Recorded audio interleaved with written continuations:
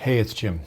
I just got back from having lunch with Ian, my son, and he'll be 27 in July, and he was just shy of 17 when his mama died.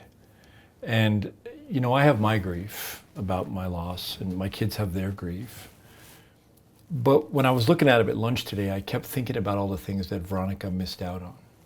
Not seeing either one of her kids grow up and to be the amazing people that they are today.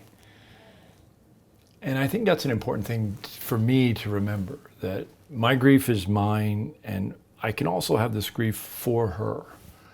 And whatever you believe about what happens after you die, I'm not going to debate that. She's not here with them. You know, she's not getting to see them. And I don't think that competes with whatever grief that I hold, because, you know, my grief has changed over the past 10 years. It's still there, it'll always be there, but it's not what it used to be. It's different for a lot of reasons. But I don't know that my grief for her will ever really change. I think I'll just be sad that she's missing out on some of this stuff. I don't know. Let's see what Hannah has to say. One of the things that strikes me most about what Jim has just said is his reflection of his grief process and the types of grief he's experiencing.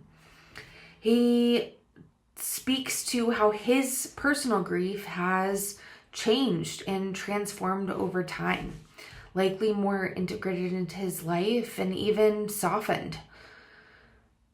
And yet his grief for Veronica, for what she's missing out on, particularly around their kids' lives, hasn't really shifted much. There's still a deep sadness for her and what she's missing out on.